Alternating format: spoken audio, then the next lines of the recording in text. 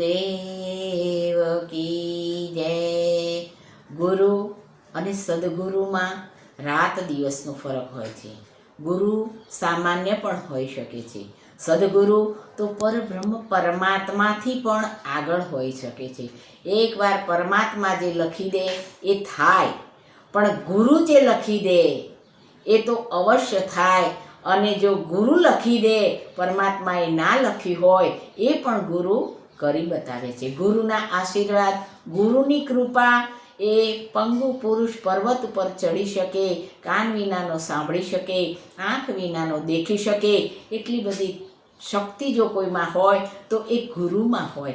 ગુરુ એ પરમ તત્વ છે. ગુરુ એ પરમાત્મા છે. ગુરુ એ તો અંધકારને દૂર કરનાર, જ્ઞાન તરફ લઈ જવા વાળો એક નાવિક છે. એ આપણને ભવપાર ઉતારે છે. જેના જીવનમાં જો સદગુરુની કૃપા થઈ જાય તો એને બીજું કંઈ મેળવવાનું રહેતું નથી. જો ગુરુ મળી જાય અને ગુરુ પર શ્રદ્ધા જાગી જાય તો બીજી કોઈ શોધવાની પણ જરૂર રહેતી નથી. જેવી રીતે માતંગ ઋષિએ સબરીને કહ્યું હતું કે બેટા, મારે જવાનો સમય થઈ ગયો છે, પણ રામ અહીંયા આવશે અને તને દર્શન દેશે.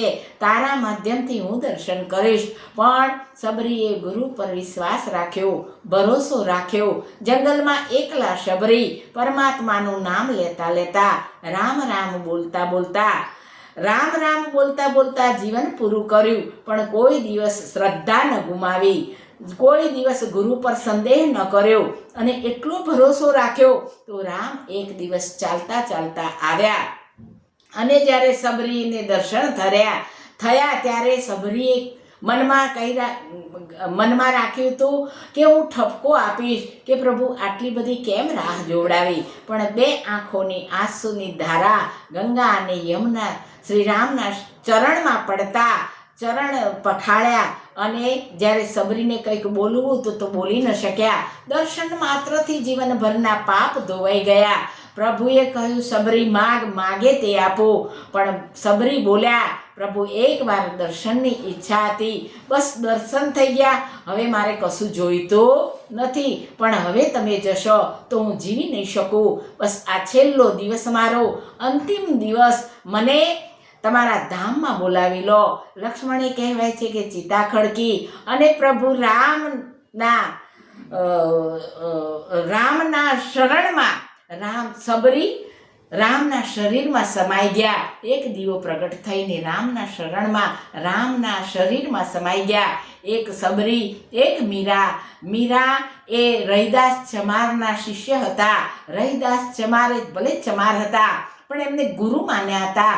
ગુરુ પર ભરોસો રાખી, ગુરુના મંત્ર ઉપર વિશ્વાસ રાખી, એ મંત્ર જપતા જપતા મીરાબાઈ પણ પ્રભુ કૃષ્ણ કનૈયામાં સમાઈ ગયા. એક સબરી, એક મીરા, એક ગુરુના માધ્યમથી એટલા બધા જીવનમાં આગળ આવ્યા કે એમને બીજી કંઈ મેળવવાની તમન્ના રહી નહીં. અને છેલ્લે પરમાત્માના ધામમાં જઈ અને કહેવાય છે એમને જન્મ પણ ફરીથી લેવો પડ્યો. એવો ગુરુ એ તત્વ છે. ગુરુ કોઈ નામ નહીં, ગુરુ કોઈ જાતિ નહીં, ગુરુ કોઈ વાદ નહીં, ગુરુ કોઈ વિવાદ નહીં. પણ એવા સદગુરુ જીવનમાં મળવા બહુ જ કઠિન છે. અમારા ગુરુ પરમ પૂજ્ય શ્રી રામ શર્મા આચાર્યજી, એમણે એવું કહ્યું, ઘર ઘર અલખ જગાવો, ઘર ઘર ગાયત્રીને ભજતા કરી દો, ઘર ઘર ગાયત્રીની જ્યોત જગાવો. 24 કલાકમાંથી 2 કલાક કાઢી તમે કોઈના ઘરે પહોંચી અને ગાયત્રી મંત્ર જપતા કરી દો. બસ આ કામ તમારું, બીજું બધું કામ મારું. ગુરુ તો એવું કહેતા હતા, તમે મારું કામ કરો, હું તમારું કામ કરીશ. ભગવાન ઉપર ભરોસો જેમ હોય એમ ગુરુ પર પણ જો ભરોસો રાખે તો ખરેખર એ ભરોસાના આધારે ગુરુ એનું કામ કરે જ છે અને કરશે. અને ગુરુ જે કરે એ તો બીજું કોઈ ના કરી શકે. સદગુરુ દેવ કી જય. કૃષ્ણ કનૈયા લાલ કી જય.